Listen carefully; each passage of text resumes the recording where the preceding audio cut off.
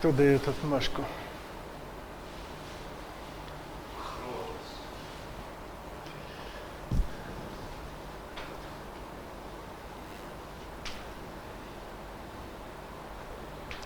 May I start?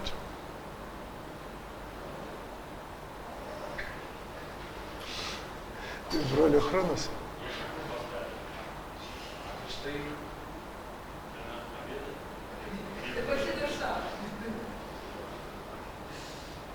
Можно, да? Окей.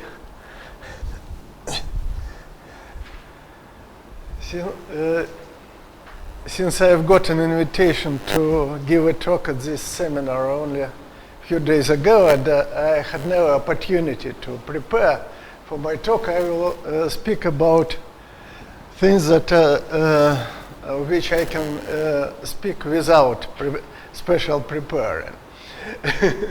So, this corner of the blackboard will be devoted to various problems and conjectures related to the weight system associated to the Lie algebra SL2. In order to define this weight system and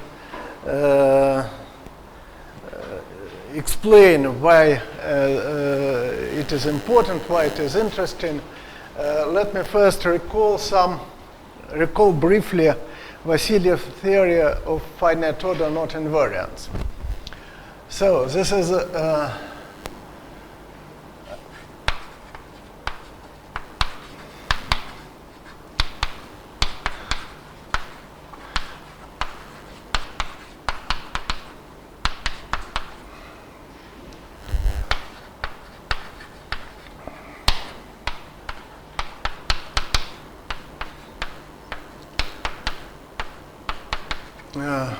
this theory was developed around 1919 and since then became a well-established part of modern mathematics. Nevertheless, I'll recall it briefly.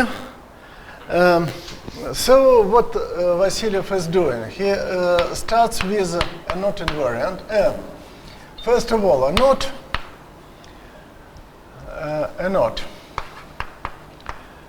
is a mapping from the circle, which is always assumed to be oriented, to, say, three-dimensional Euclidean space. And this mapping must be smooth,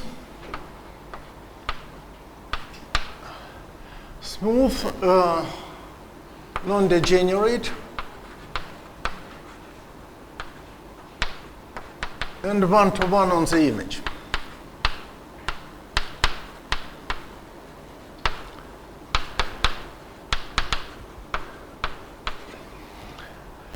And not invariant is a function on isotopic classes on knots.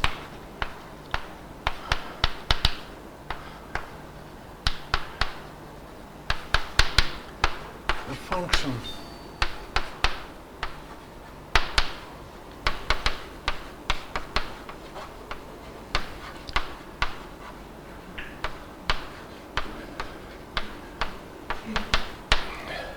So what does Vassiliev do? He first takes a not invariant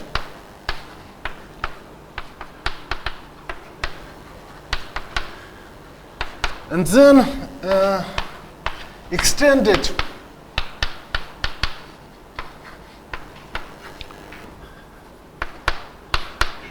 to singular knots.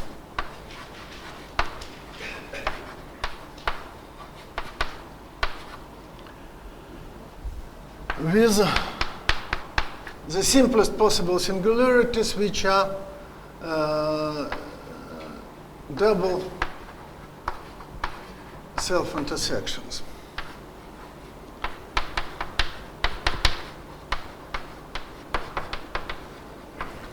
So what we have a circle. It is oriented. We consider its mapping to the three-dimensional space, like that, for example, to the three-dimensional space.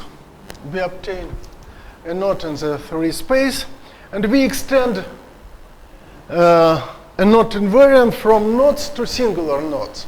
So a singular knot is something like that. We consider the same knot,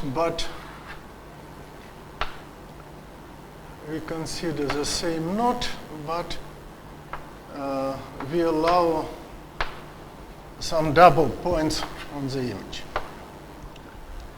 So, and an extension, the extension proceeds like follows. If we have a double knot, a double point at the knot, with the orientation of the circle, the string of the circle looking like that on this picture, then the extension looks like that. We simply define that the value of our invariant on this double knot is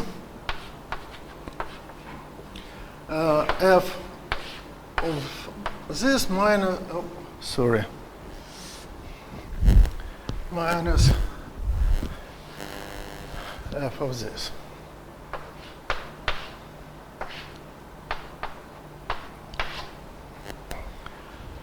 So if you have a knot with several double points, then both of these knots have less number of double points, and we can proceed by induction. If you know how to define a knot invariant on singular knots with few double points, then we are able to define it on singular knots with given number of double points. And now the key notion in Vassiliev theory is the notion of a knot invariant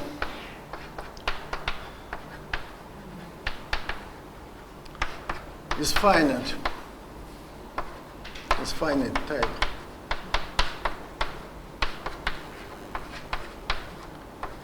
Of degree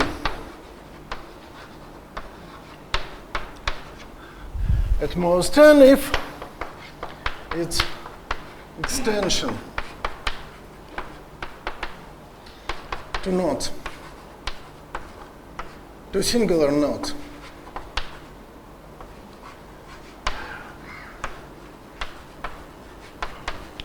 with at least n plus 1 double points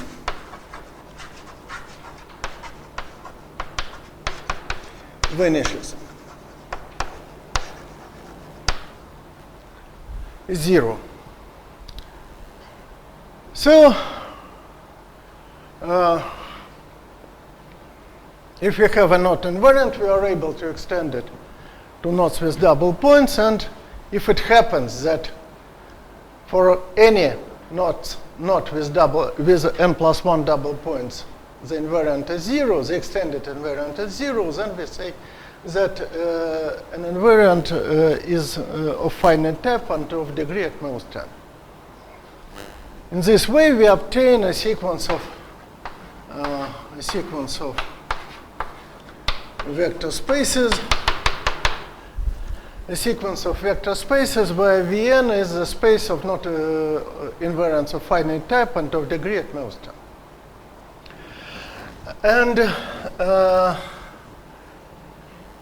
a simple but important theorem of Vassiliev states that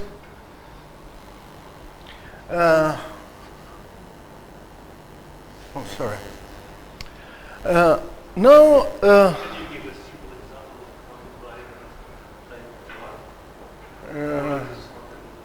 a constant. Yeah, and of type 1 as well. In fact, it's not. This is not the subject of my talk. I just want to briefly recall this.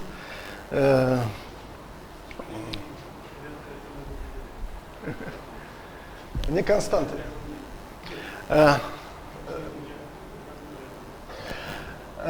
Well,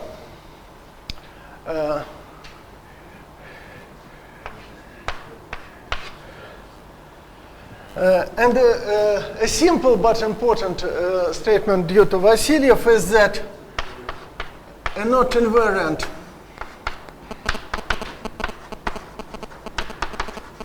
the value of a not invariant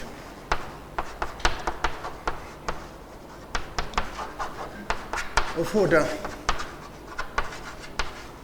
at most n on a singular knot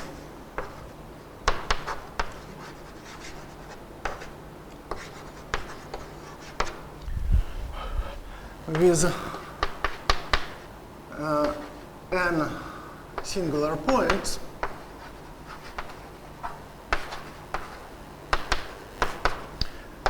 depends on the chord diagram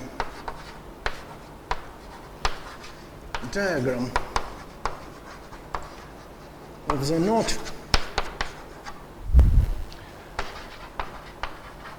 rather than of the knot on the knot itself.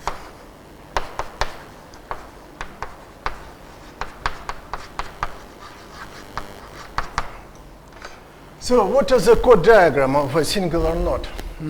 I erased it. Let me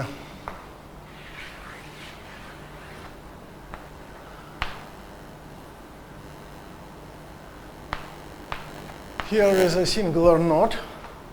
It has two singular points.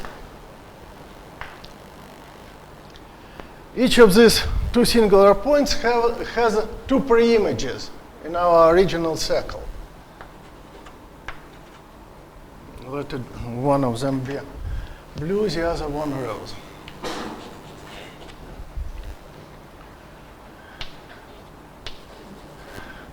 And if I connect these two preimages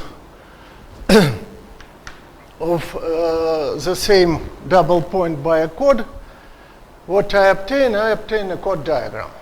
If I have n double points in the singular knot, then I obtain a chord diagram with n chords. And this statement states that if I have a knot invariant of degree, say, at most 2, then whatever are the singular knots they consider with two double points, then the value of this extended invariant will be the same on all these double point, on all these singular knots. If they have the same chord diagram?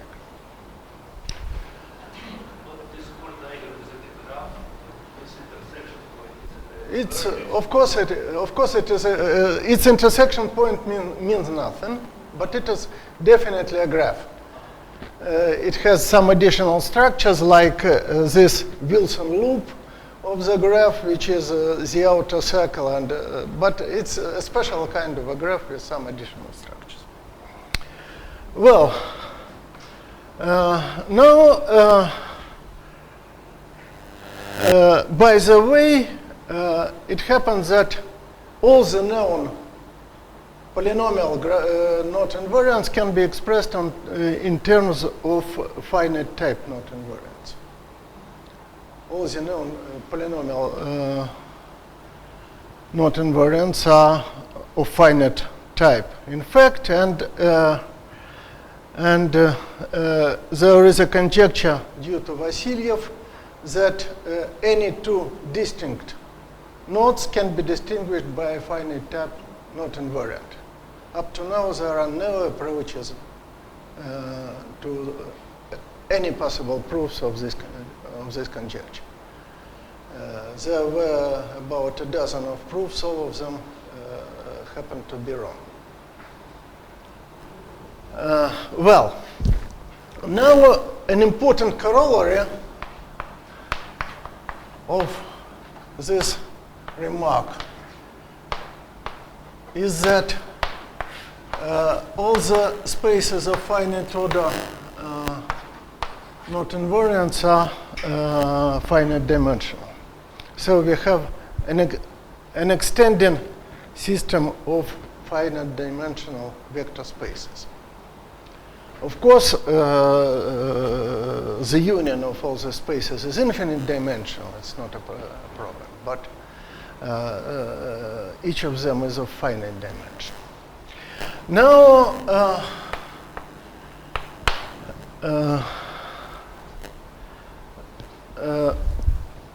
now if we take a finite order and a not invariant of finite type, having this statement in mind, we conclude that an invariant of order at most n defines a function on chord diagrams with n chords. And Vassiliev's theorem states that the function on chord diagrams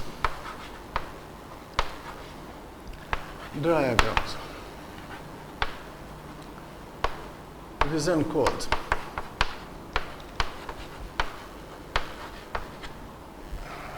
arising from a not invariant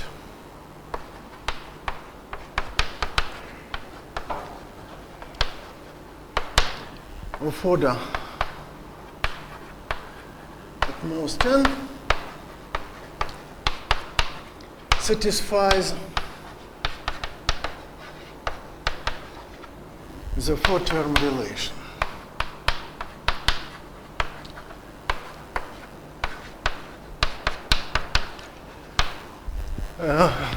The four-term relation, Vassiliev's four-term relations, asserts that this function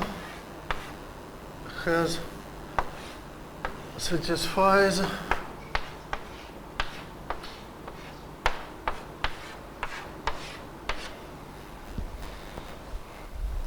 like that. What does this picture mean? It means that we can consider a chord diagram and we select two chords in this chord diagram such that they have neighboring ends. There is nothing between, there are no other chords ends between these two ends. Then we do the following thing. We exchange these two chords, the ends of these two chords, and then we consider, let it be like that.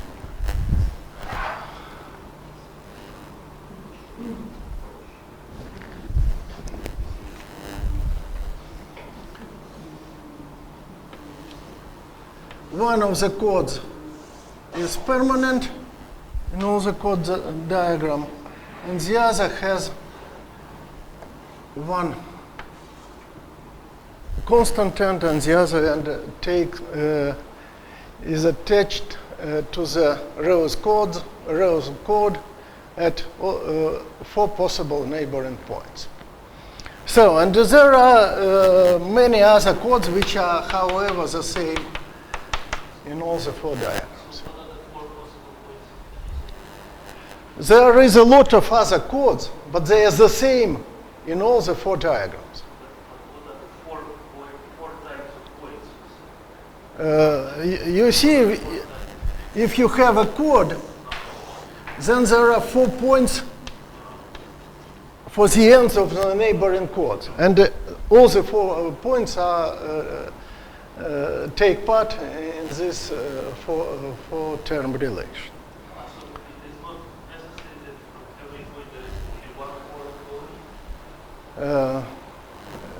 Of course, it's necessary, but there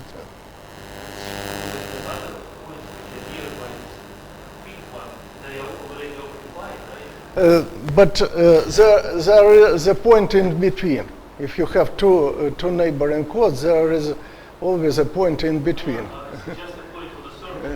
Just a point on the circle. Yeah, exactly. Exactly.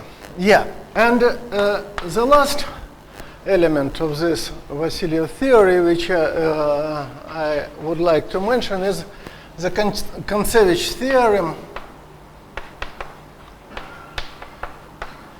which states that any function on chord diagrams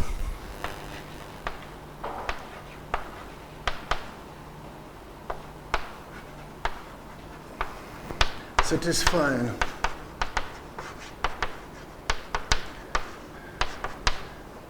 the four-term relations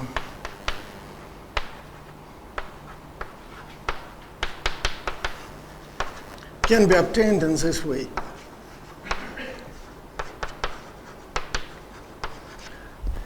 In this way.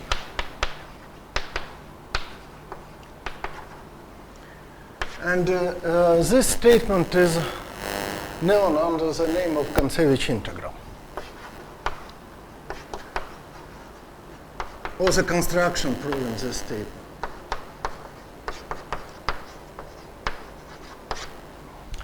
Well, that's why such functions are important.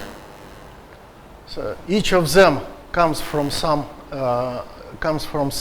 not invariant of finite order. On one hand, on the other hand, the Kontsevich integral is a machinery which allows one to extend any such function to a not invariant. In this way, which is this way? We start with a finite type not invariant, with a not invariant of order at most n. We define the function on chord diagrams with n chords in this way.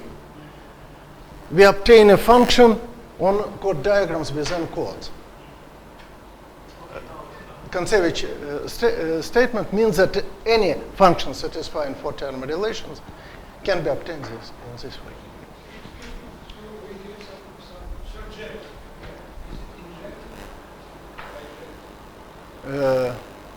Between what and what?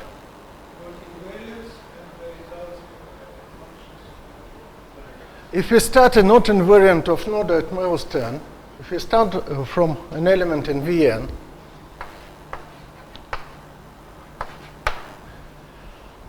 an element here, then we obtain a function on chords with n, on chord diagrams with n chords. Is it injective or not? No. Kontsevich theorem says that Vn model Vn minus 1 is isomorphic to the space of functions Yeah. satisfying this relation. Yeah. Model something. Modular previous terms. It is one-to-one. But there are previous terms.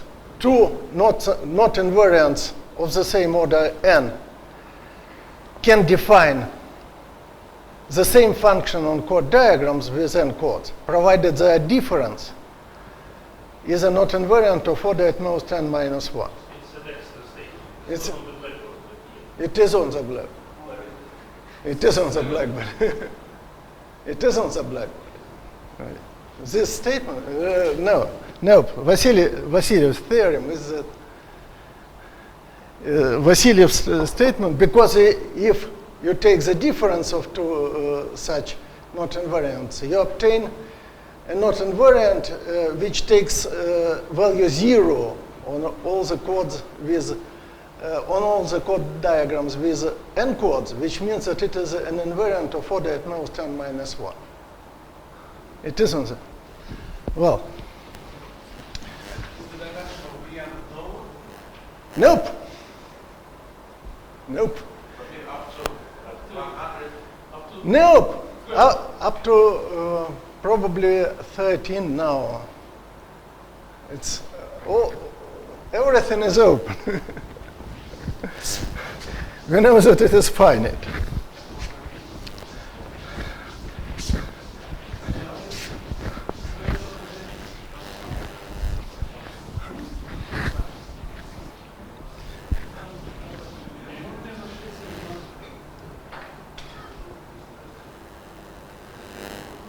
Я помню эти размеры. I remember these dimensions up to degree 12 or so, but it doesn't matter at the moment. Let me give an example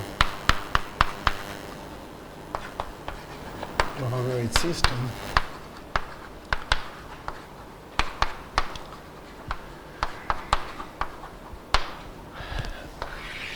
let me take a chord diagram. To each chord diagram, I can associate a graph called the intersection graph. This is a chord diagram. This is the intersection graph.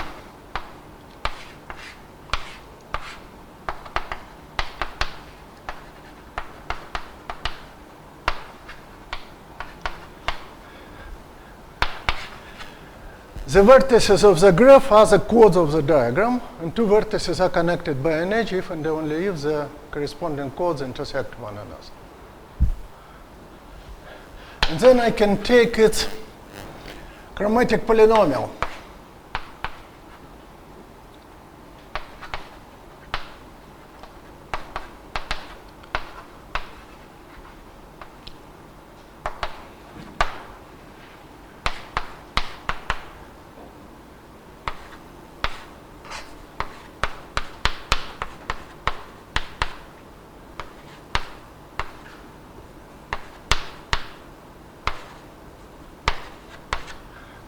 The chromatic polynomial of a graph counts the number of proper colorings of the vertices of the graph in C colors. A coloring is proper provided any two neighboring vertices are colored into different colors. Vertices intersections correspond to vertices or No. Vertices correspond to chords, and the edges correspond to intersections.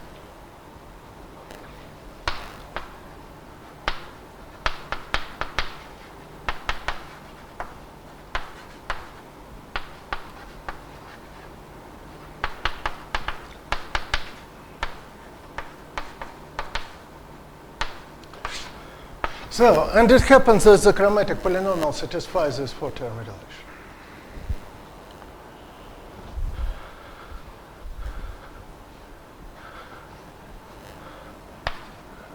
This will be the first example. The second example is a construction due to Bar-Natan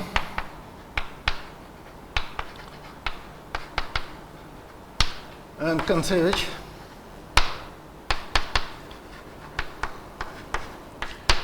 It looks like follows. Take a Lie algebra.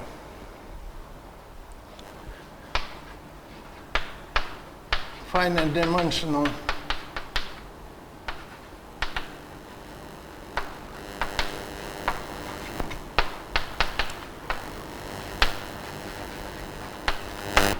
and suppose it is endowed with an invariant non-degenerate scalar product.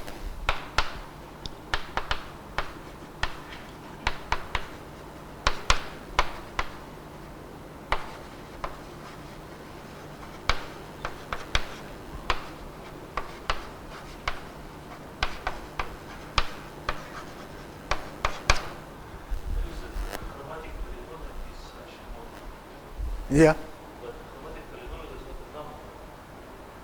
I've never mentioned anything about numbers. Chromatic polynomial is a weight system with values in the ring of polynomials in one variable. A weight system is a function satisfying this four-term relation.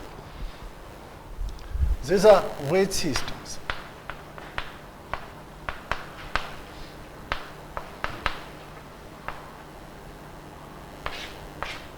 Functions on chord diagram satisfying these four-term relations.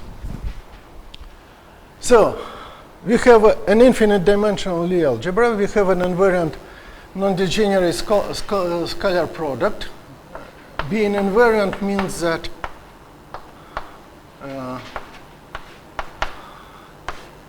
this relation is satisfied for all elements of our Lie algebra. All of you know a lot of examples of such Lie algebras with a scalar product, and then we proceed like follows. Pick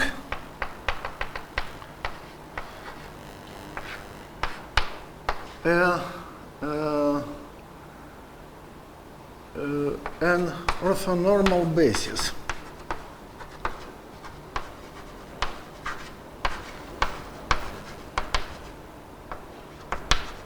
G. The basis is orthonormal with respect to this scalar product. And D is the dimension of our Lie algebra. Then take a chord diagram,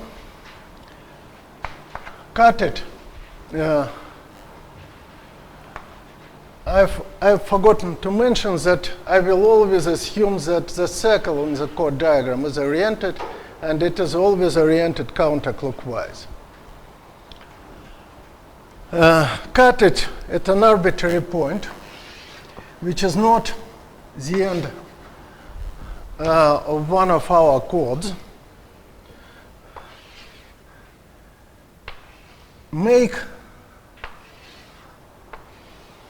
the circle into the line just by opening it. What we obtain is another object, but very close, which is called an arc diagram. Then write a number on each of the chords. I, J, K, and L are the numbers. And write the corresponding element of the basis on each end of the arc. I, J, J, K, K, L, L. We obtain a word. And then sum all these words for all the indices.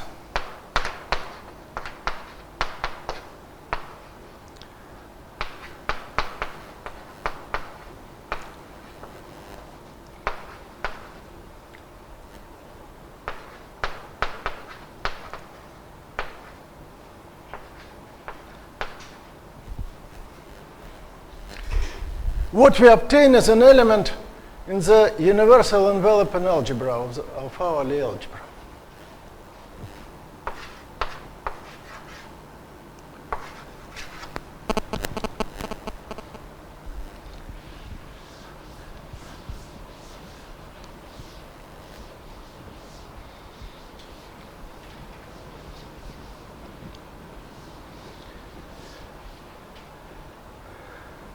Now, theorem states that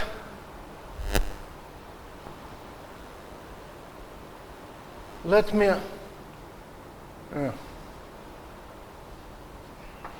denote this element. If this chord diagram is D,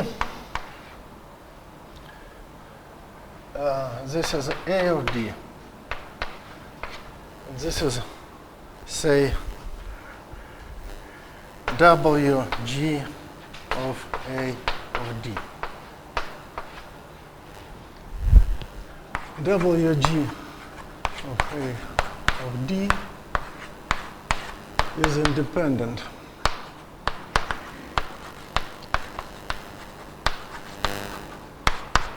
of first choice of the orthonormal basis,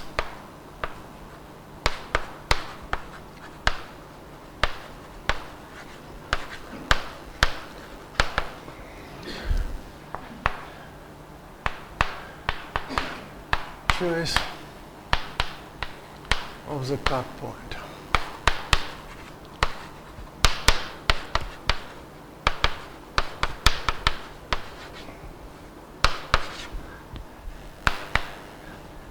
And second, WG of A of D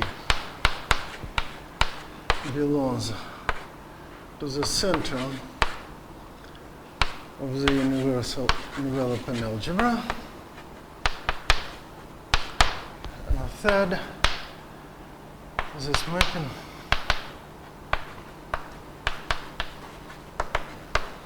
satisfies the four-term relation.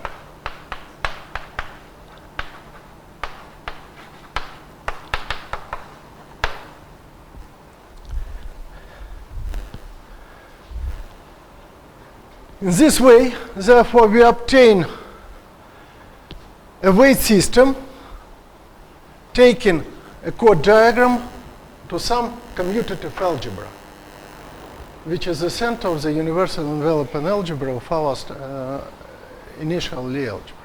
The number of chords should be in the dimension of the algebra. Nope. Nowhere I do have thing like that. I have 4 chords and some arbitrary dimension d. It can be arbitrary. I just sum up. I have indices which vary from 1 to the dimension of the algebra. Each index, each chord is marked by all possible indices. And then I sum up over such a mark. So, this is what is about where the SL2 weight system comes from. We have the simplest situation when this Lie algebra is the Lie algebra SL2, and I will concentrate on this case starting from this point. But I must admit that we know almost nothing about this weight system. Our knowledge of it is very poor. Our knowledge of it is very poor. But since most of the weight systems we are interested in come from known not invariants, the same is true for the Lie algebra SL2. And this is the weight system associated to the not invariant, well known under the name we would call it Jones polynomial.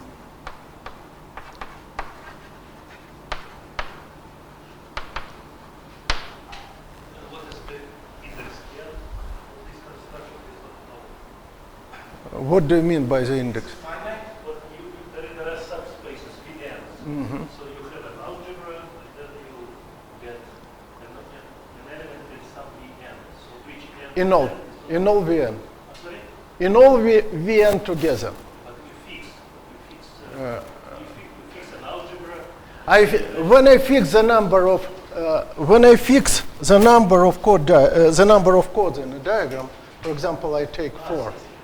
I obtain a function on chord diagrams within chords.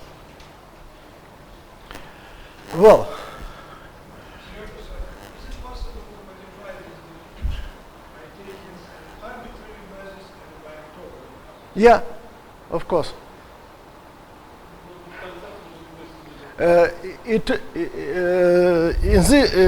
In order to do that, you just have to put one element on one end of the arc and the dual element of the dual basis on the other end. But for me, it just happens that it's easier to explain in this way. Calculations sometimes are more efficient in the dual, using 2 dual bases. But you still need scalar product. Yeah. Nothing can be done without this scalar product. Can you think of defining for super Lie algebra? Yeah. There was a paper by Weintraub who gave the corresponding definition, and it was elaborated in GL11 in this case, but it is even simpler than SL2, in fact. And the complete answer is found for GL11. A complete answer is known due to work by myself and Chmutov. But nothing is known for more complicated super Lie algebras.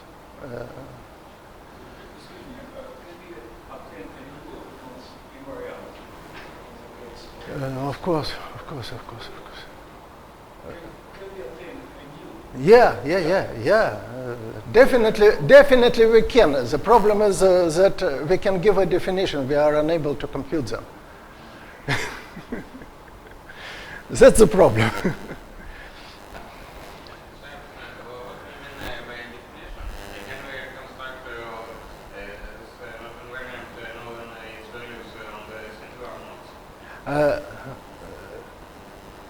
This is, I have mentioned that there is a machinery called Kontsevich integral.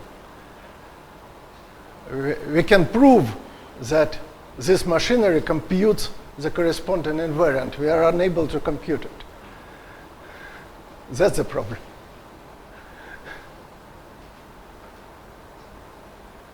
So what is the role of grammatical polynomial in the set? It's just two different. These are two different constructions. However, there is a paper by Simon Willerton who showed how this chromatic polynomial can be expressed in terms of Lie algebras. Yeah, I'm not quite sure. I believe it is a series of Lie algebras, so that the chromatic polynomial for graphs with a given number of vertices should be for some Lie algebra, which is. What is you write down how Yeah. That's what I'm what I'm planning to do now. So, for the case of Lie algebra SL2, we have the dimension of SL2 being equal to 3, and the center of the universal enveloping algebra SL2 is the ring of polynomials in one variable. So what we obtain is a weight system with values in the ring of polynomials in one variable, which is this one variable is the Casimir element. And if we start with a chord diagram having a single chord and take it into an arc diagram with a single arc and write all the coinciding elements of a basis here, then it is taken to the sum ER squared from I from 1 to 3, which is exactly our Casimir element. So this is a computation of the value of this weight system on the chord diagram with a single chord. We also are able to compute this weight system on this chord diagram, and the result will be I will not write SL2 because I will not consider this other Lie algebras in my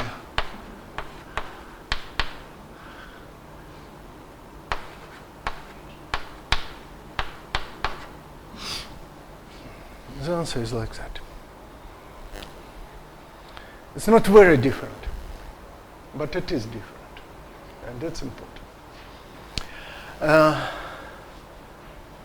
Now,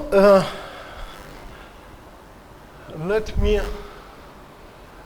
Sorry, I asked a question about general Lie algebra. So you explained that for any t, you obtain an element in the center of the universal algebra. So is it true that if you take all possible t, then the corresponding element generates the center? What do you mean by all possible D? So for each t, you obtain an element in the center, right? D is the dimension of the Lie algebra. Yeah. Or any diagram. Yeah. Yes, so you have now elements in the center labeled by your diagram. No. So for I'm not quite sure there is such a theorem, but I'm quite sure you can obtain any element in the center you would like. As a linear combination of... Even as a linear combination. yeah. As a linear combination.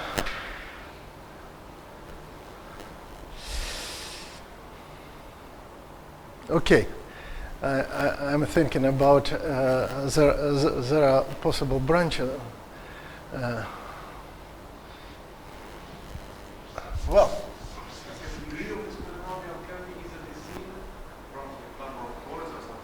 yeah, the degree of this polynomial is always the number of chords.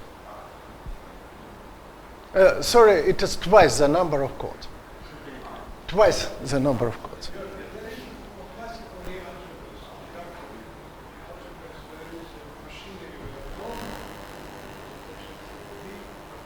Yeah.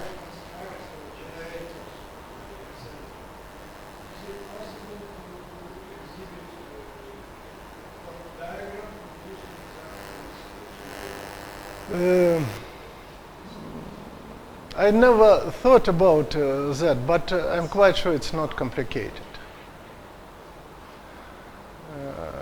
It shouldn't be a complicated thing. Yeah, but the problem is we don't need generators. We simply do not need them. We know that they exist.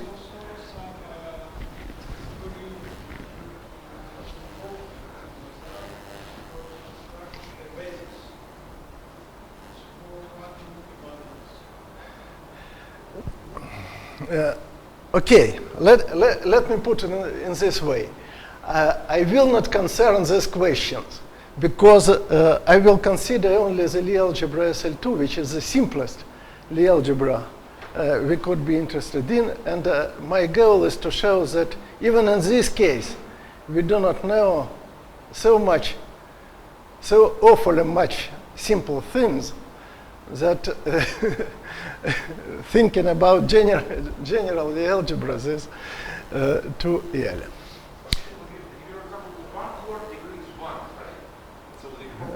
It's true. It's true. It's true. In C it is, yeah. That's you're right. It's positive.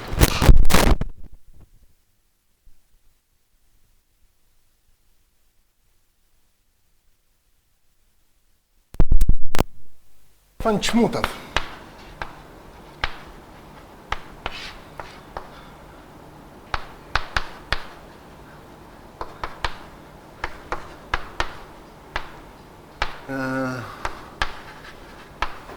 Which states that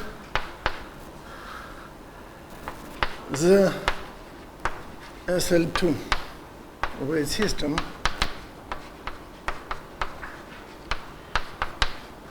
depends on the intersection graph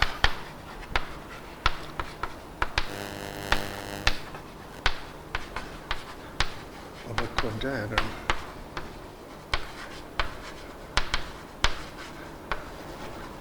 rather than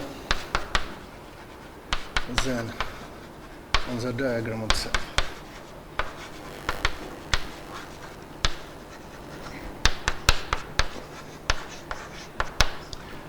So, if two chord diagrams have one and the same intersection graph, then the value of the SL2 weight system on these two chord diagrams coincide. This is not a general statement, definitely, because if we replace SL2 with SL3 already, then the statement becomes false. It's some specific about the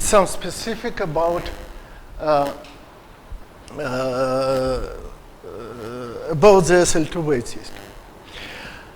Of course, there are chord diagrams having coinciding isomorphic intersection graphs, but different as chord diagrams. The intersection graphs for both these chord diagrams is like that, but the chord diagrams are different. We are unable to obtain one from another by rotating. What's more important, there are graphs that are not intersection graphs of chord diagrams. The simplest such graphs arise in order 6. And we have two graphs that are not intersection graphs of chord diagrams.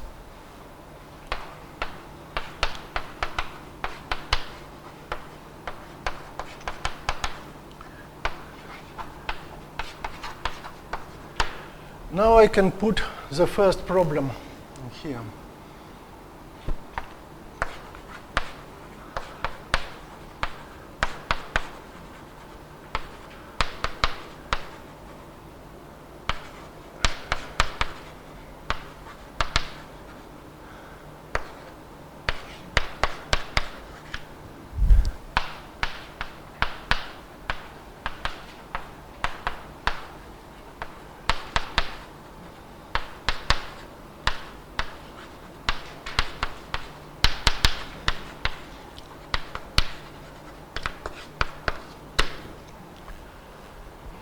Of course, in this way, the problem looks at least strange in this statement. We have some function defined on some graphs, namely on the graphs that are intersection graphs of chord diagrams. What does it mean to extend it to other graphs? There are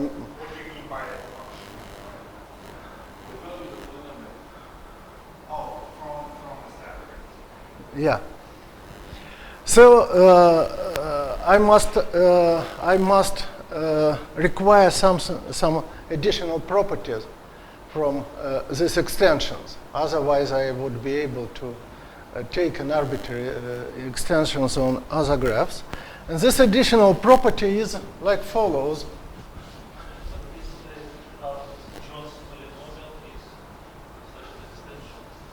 John's polynomial is an invariant of knots rather than on graphs.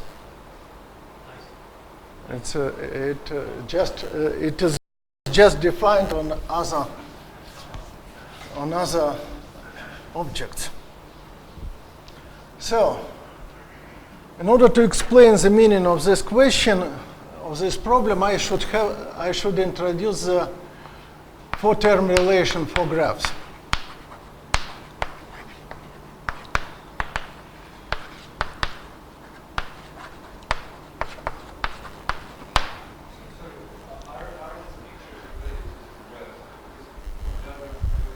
Nope. These are two chord diagrams, two different chord diagrams having the same intersection graphs. These are two graphs that are not intersection graphs of chord diagrams. In particular, the SL2 weight system takes the same values on these two chord diagrams. In particular, the value of the SL2 weight system is the same on these two chord diagrams, that it is c times c minus 1 to the power.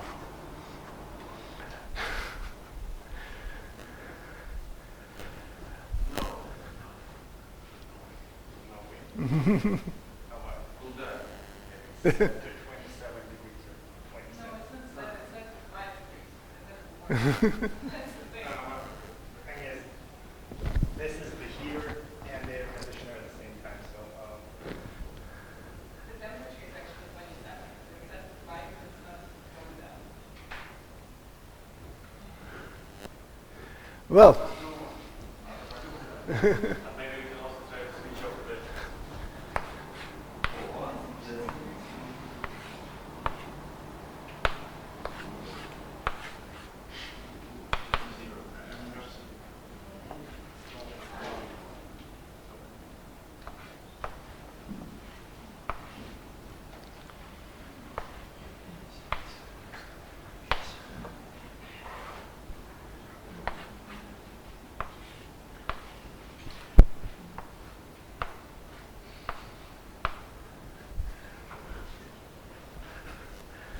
There is a four-term relation for graphs that matches the four-term relation for chord diagrams. So a correct form of the question is like follows. Whether there is an extension of the SL2-way system to a graph invariant that satisfies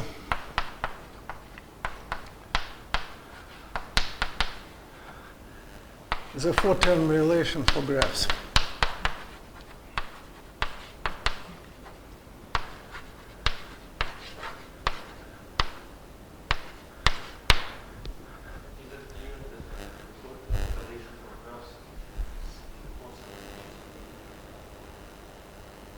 I have given the definition. No, this is, we have a graph. What does this picture mean? It means exactly the same as the four-term relation picture for chord diagrams means. We have two distinguished vertices called A and B connected by an edge in this graph. Then in order to obtain this graph, we simply delete the edge connecting A and B. And for obtaining this graph, we switch the adjacency to A of all the vertices connected to B. So these two lines mean just A neighborhood of an edge AB in two graphs, in four graphs. just as we draw, just Yeah, just a neighborhood, just a neighborhood. We can have many other vertices, edges, and so on and so forth that are not related to this. So it's simple graphs without loops. Simple graphs without loops, non-oriented, and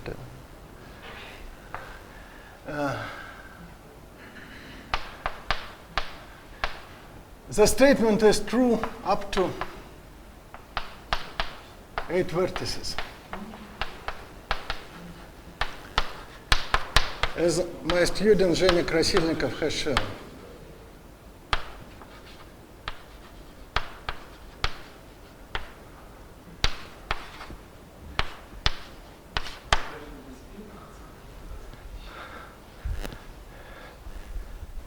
For graphs with 8 vertices, in particular, we can define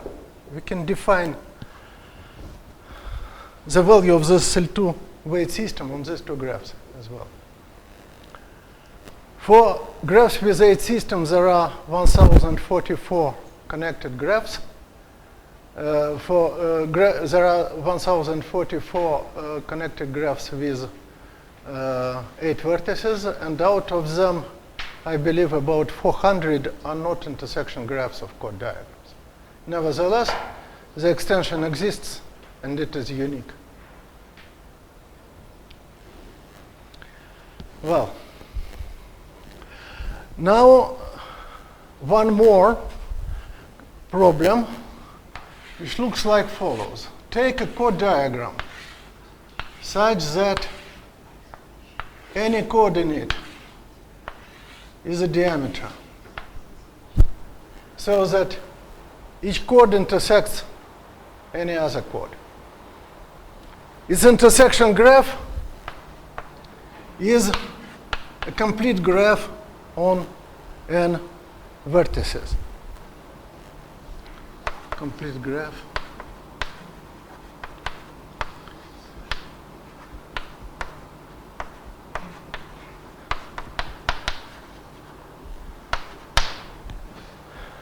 The problem is to compute the value of the SL2 weight system on such chord diagram.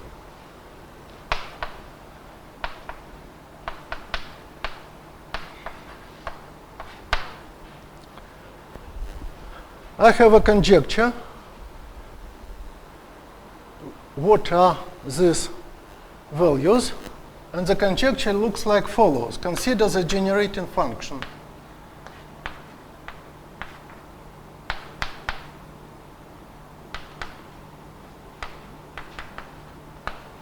for these weight systems, for the value of these weight systems.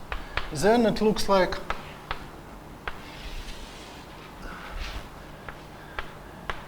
a continuous fraction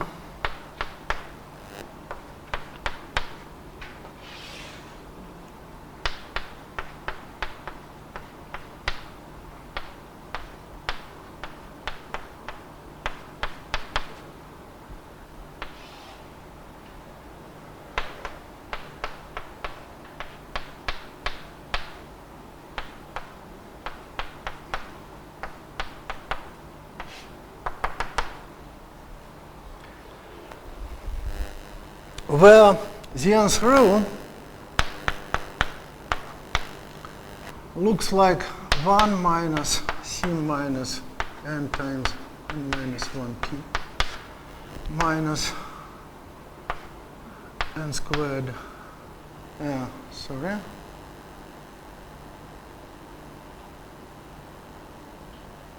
What's this?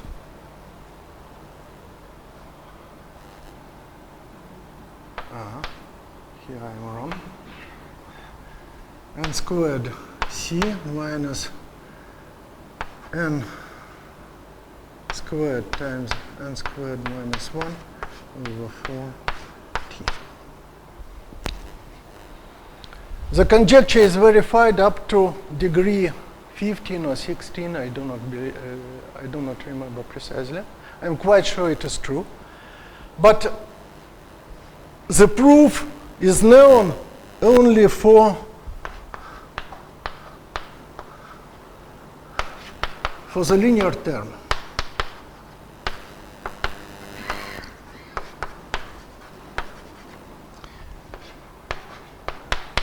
By Ange-Bijani.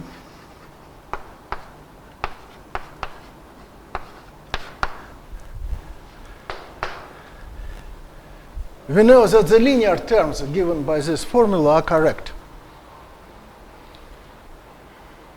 Ange-Bijani is a student of Zhenya Feigin, and he was especially interested in this sequence because it is related to the topology of degenerate flag spaces.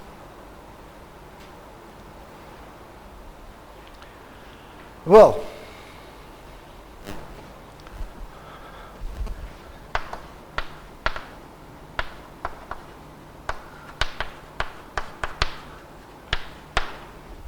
but there are no visible approaches to a complete proof of this statement.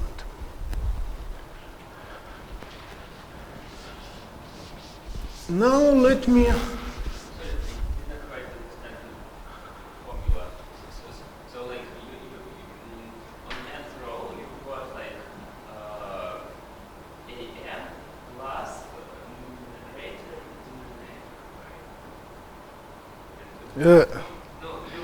on the left, we have a power series in T. On the right, we also have a power series in T. Yes. And these two power series coincide. Yes, and continuous fraction. Ordinary continuous fractions say like all operators are one. No, no. You just cut it on some space, on some point, and obtain a rational function. A ratio of two polynomials. You expand this ratio as a power series in T, and the first elements of this power series stabilize. They remain unchanged if you add additional elements, if you add additional terms to this continuous fraction. And this power series is a stable limit of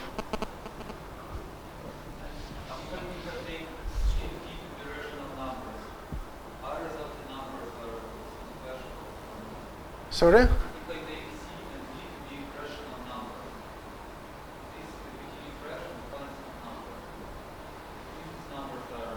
No idea. No, no. So this too.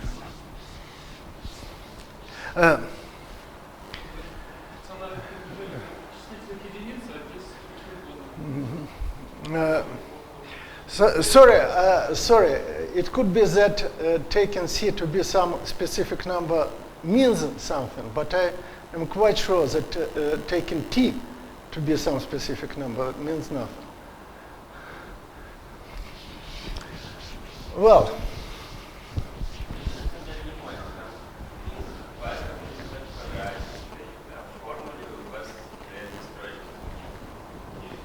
есть. Просто она в первом слоге. Спасибо. Thanks. Indeed.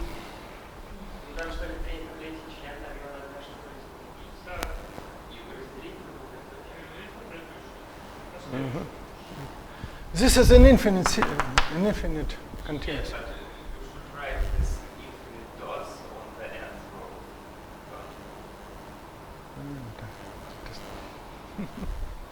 row. Well,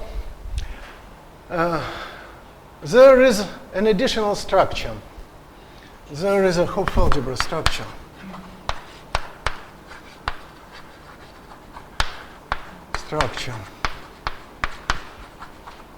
In the space of chord diagrams.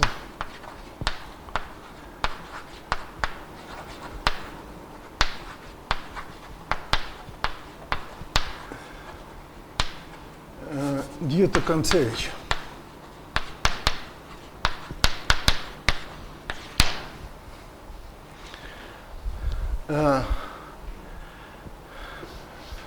So we consider the space of chord diagrams where Mn is chord diagrams.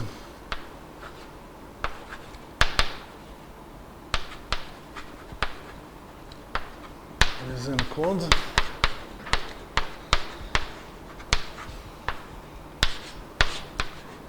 Model of four-term relations. And we can multiply and multiply any two chord diagrams and co-multiply them. Multiplication is this is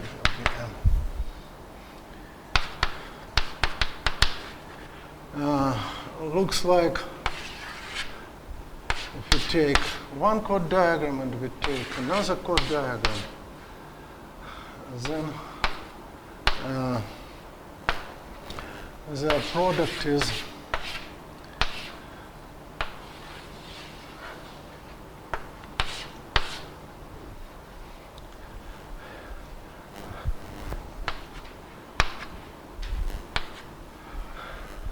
so we cut the first circle at any point, we cut the second circle at any point that is not the end of a chord. And then we connect the two circles to obtain a single circle.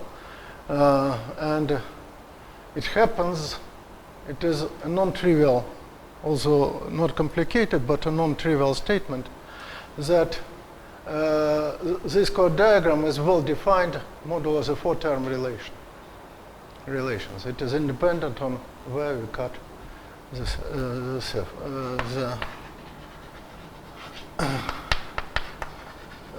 where we cut the circles. The co-multiplication takes a chord diagram to linear to the product of chord diagram to a linear combination of tensor products of chord diagrams, which looks like follows.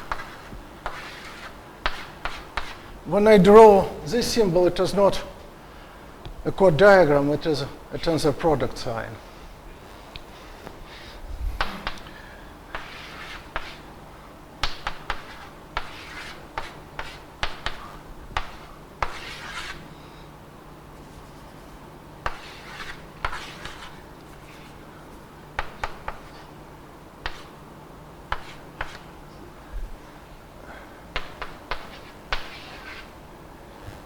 And the same in the opposite direction.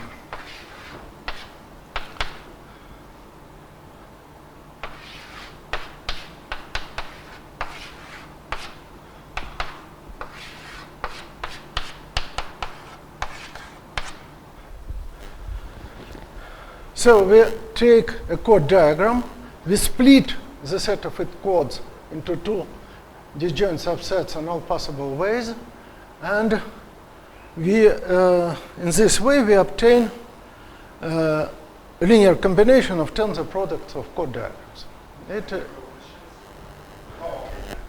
The coefficient 2 appears simply because there are two chords playing the same role. It does not matter which of the two we put into the first. It's co-commutative. It's commutative, co-commutative. What is the third term in your formula? Sorry? What is the third term in your formula? I see there are 4 chords. Third term, number 3. It's coefficient 2. But then what is wrong? It's here it's draw. This is a diagram with one chord, and this is a diagram with two chords. I simply made an attempt to draw a very large chord, too large for the blackboard. This Hopf algebra is commutative and co-commutative. And by the Milnor-Moore theorem, it is generated by its primitive elements, freely generated by primitive elements.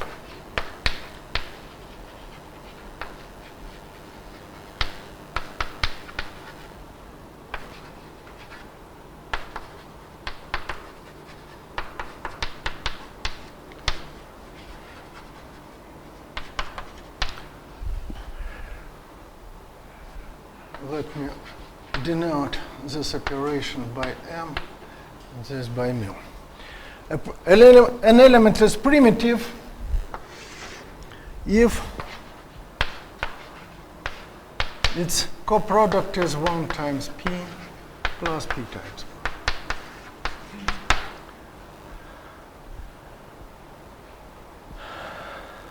So, in this situation, we have the following picture. Each vector space, Mn,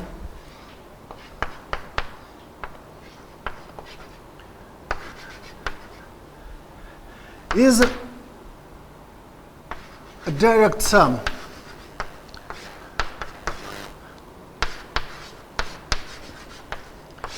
where these are primitives, and these are decomposable.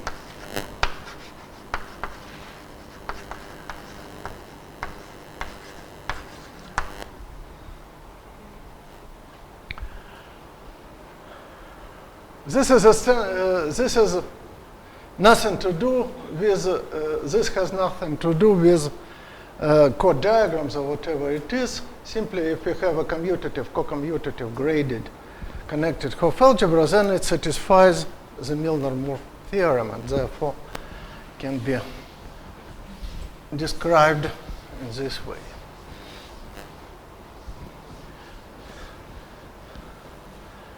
Therefore, there is a projection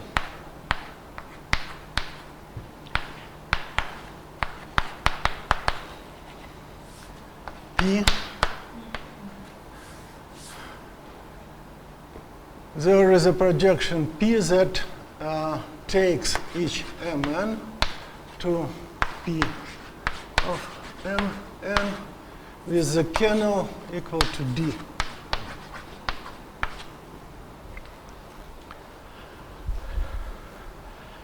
The question is what happens with our SL2 weight system if we consider its behavior with respect to this projection. So how the SL2 weight system looks like on the primitive elements. The theorem due to Chmutov and Varchenko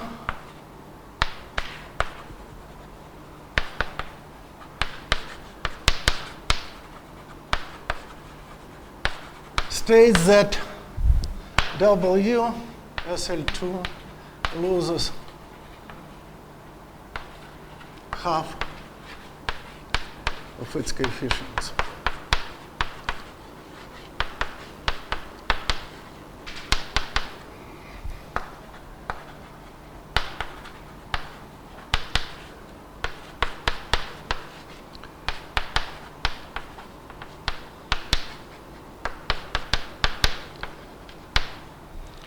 So instead of a polynomial of degree n, we obtain some polynomial of degree n over 2.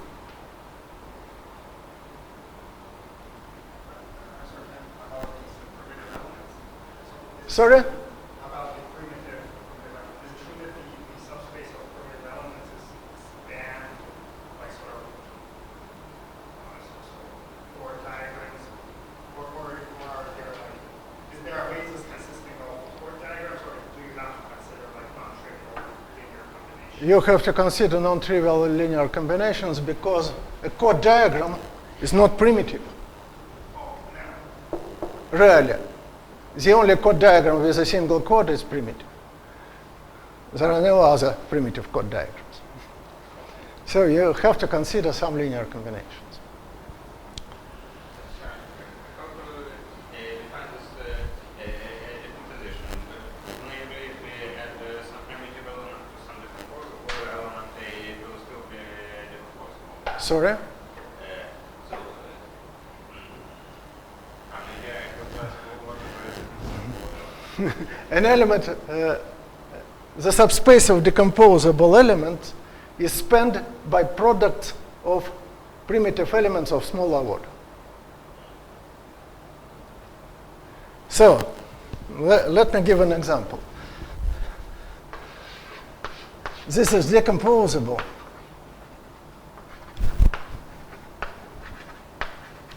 because it is a product of two chord diagrams with a single chord.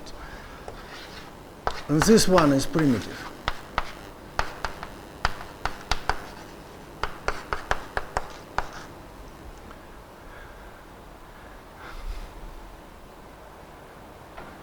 Together, they form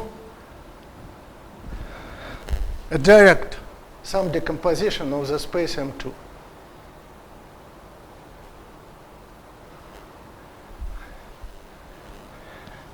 Conjecture.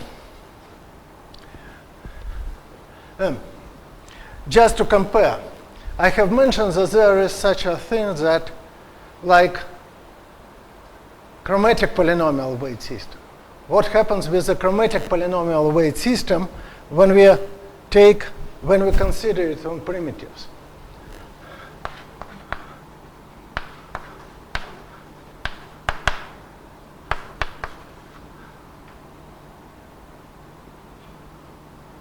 The chromatic polynomial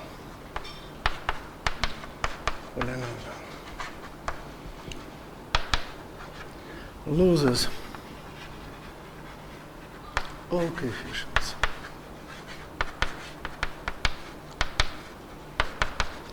but one.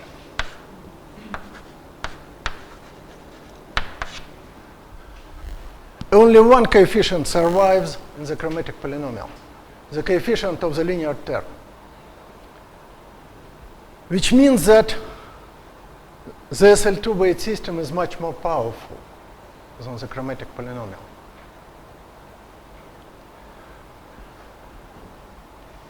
Well, now conjecture.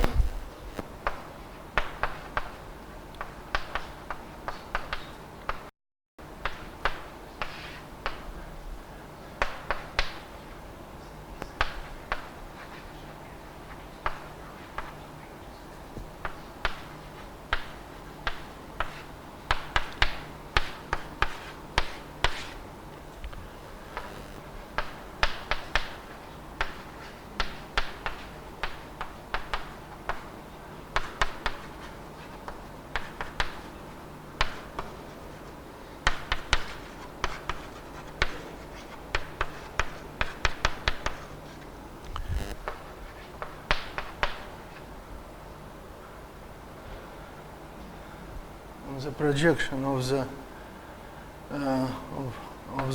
chord diagram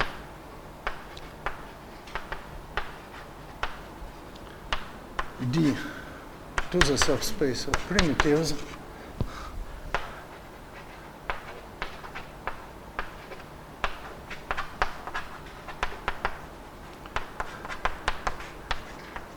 has degree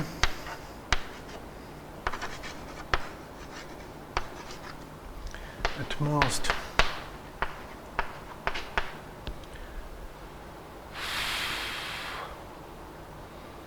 L over 2, where L is the length of the longest circle. So, the If we forget about this chord diagram, that means that we get some local algebra structure on the universal envelope on the center of universal envelope in algebra. unfortunately, this mapping is not a Hopf algebra homomorphism. It's not an algebra homomorphism, it's not a chord. Of course, it is an algebra homomorphism by obvious reasons, but it's not a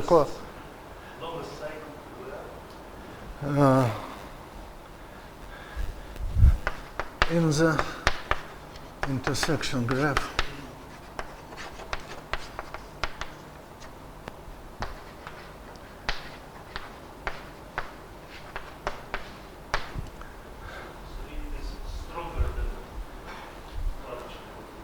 Yeah, Chmutov and Varchenko asserts that this is at most half the number of vertices in the intersection graph. But the longest cycle is at most, the length of the longest cycle is at most the number of vertices. So, this conjecture is definitely much stronger than the Varchenko and Chmutov result, the Chmutov and Varchenko result. This conjecture has, there is some evidence, but probably not very strong, but it has been obtained recently by my student Polina Filipova.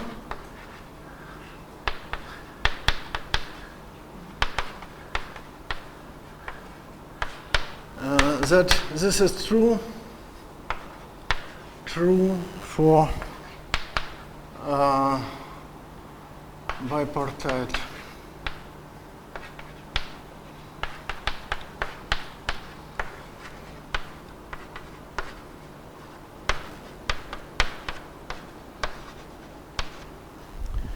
one part of size at most 3.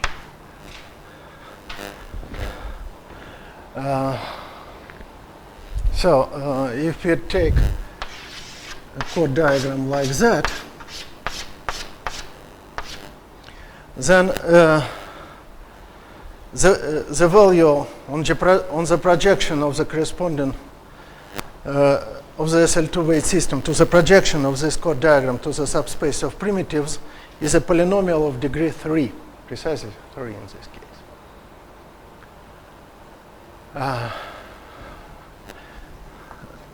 The bipartite graph is a thing like that.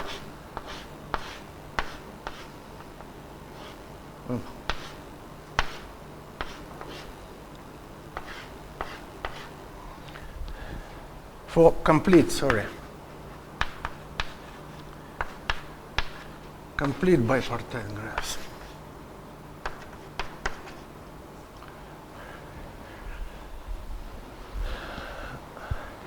Well, I think I have to stop here because my time is over, but I have explained more or less everything.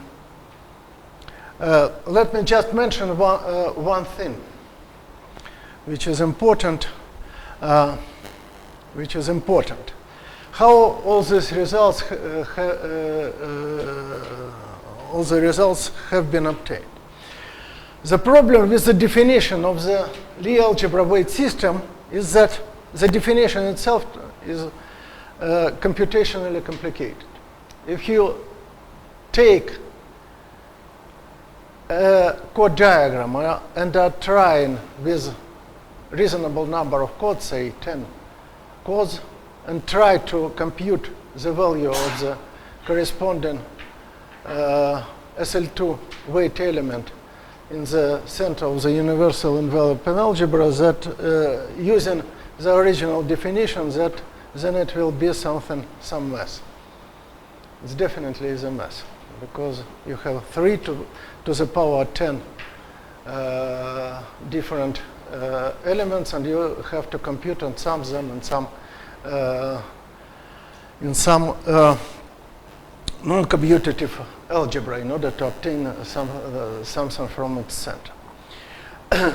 In the case of SL2, however, there are much more efficient computational tools which are on this or that form reincarnations of so-called Chmutov-Varchenko six-term relation. There is a six-term relation which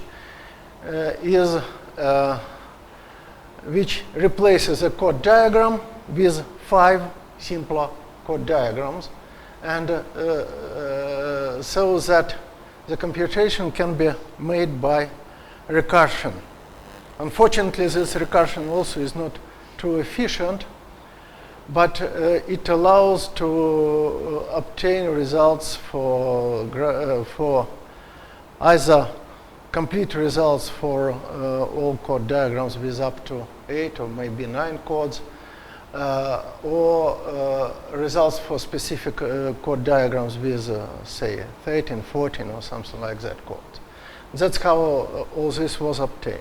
However, there are no similar tools and no recursion relations are known already for G equal to SL3, or not speaking about other classical algebras. So let me stop here. I believe that there is a number of very attractive problems, and probably somebody will be also attracted and try to think on them in the audience. Let me stop here.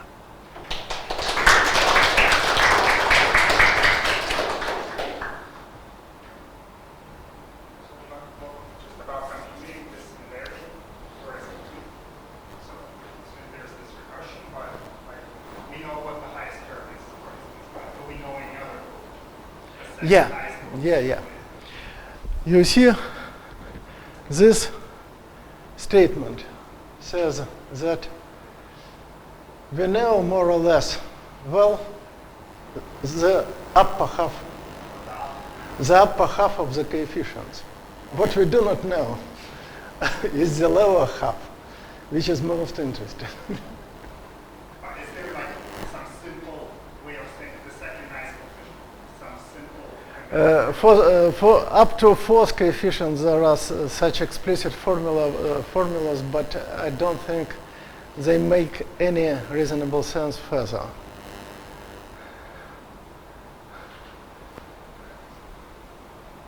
For example, the second coefficient is always a number of chord intersections. Minus the minus sign. Yeah, but then everything breaks. So you say that if we protract primitives, calculations double is simple. No. You say that we know what happens. When we project to primitives, then we lose this 1/2. Of which we more or less know something. We know means that they can be expressed in terms of primitive elements of smaller degrees.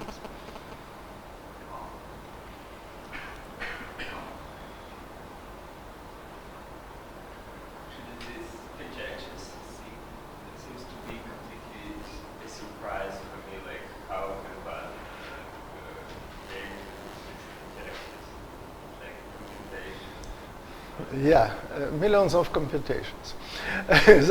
Some of the conjectures, for example, there is a very it was not a it was a conjecture for short period, but it was proved immediately after it was made public. For example,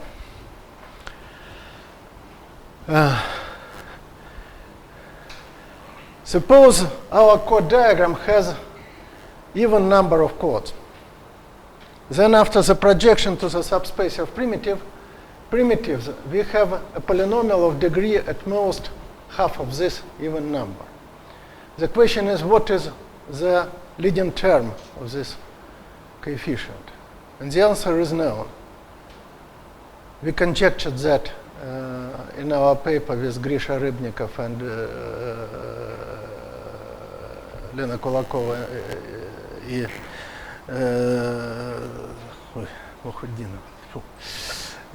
I've forgotten the name, her name, but it was proved immediately after after we have published our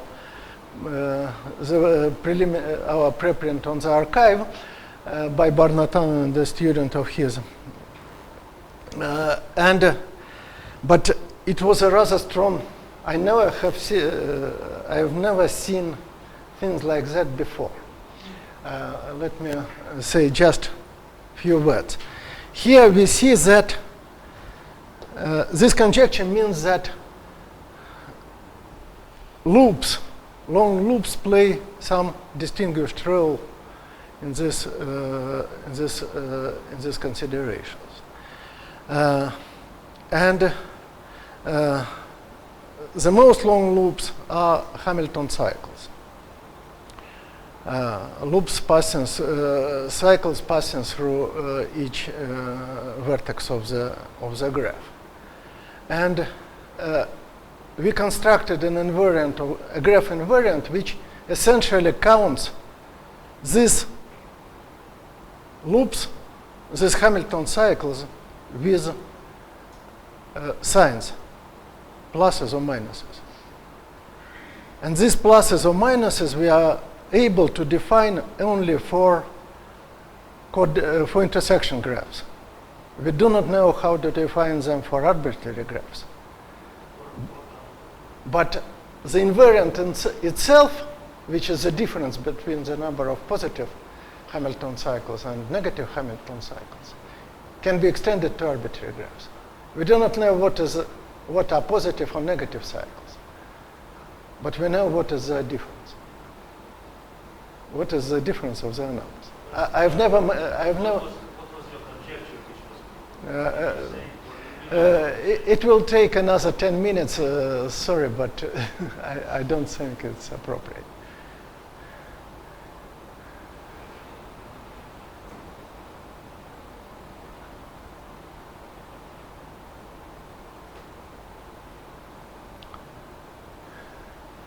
Okay?